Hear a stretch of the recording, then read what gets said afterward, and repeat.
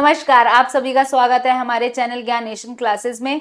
आज हम कविता तोप पढ़ेंगे जो वीरेन डंगवाल ने लिखी है।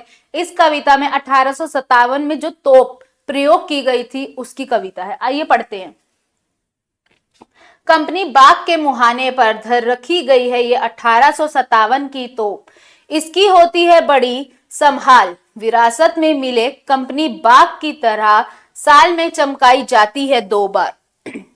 इसमें कवि कहते हैं कि कंपनी बाग हमें के प्रवेश द्वार में 1857 के पहले स्वतंत्रता संग्राम में प्रयोग हुई तोप रखी गई है। जिस तरह कंपनी बाग हमें विरासत में मिला है उसी तरह ये तोप भी हमें विरासत में मिली है।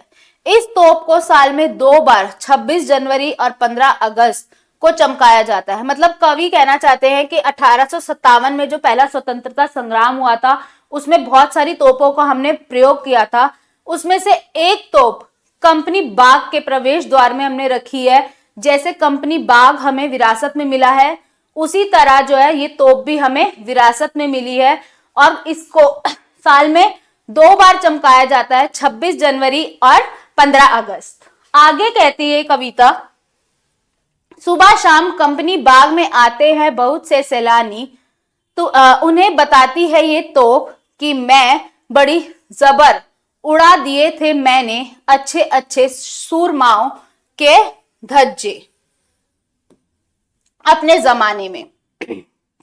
मतलब इसमें कवि बताते हैं कि सुबह शाम कंपनी बाग में बहुत सारे लोग आते हैं। तोप अपनी कहानी बताती है कि मैं बहुत शक्तिशाली थी। उस टाइम में मैंने बहुत से लोगों की क्या उड़ा दी थी, धज्जियां उड़ा दी थी। यानी कि बहुत से जो शूरवीर थे उनकी धज्जियां उड़ा दी थी। अब तो बहरहाल छोटे बच्चों की सवारी से अगर ये फारिग हो तो उसके ऊपर बैठकर चिड़ियाएं ही अक्सर करती हैं गपशप। कभी कभी शैतानी में वे इसके भीतर भी घुस जाती हैं, खासकर गोरैये। वे बताती है कि दरअसल कितनी भी बड़ी हो तोप एक दिन तो होना ही है उसका मुंह बंद। इसमें तोप अपनी दुख भरी कहानी सुना रही है। वो बताती है छोटे बच्चे मेरे ऊपर घुड़सवारी करते हैं, जब वो घुड़सवारी करके थक जाते हैं या खेल के चले जाते हैं तो चिड़ियाएं मेरे ऊपर आके बैठ जाती हैं और क्या करती हैं, गपशप करने लग जाती हैं।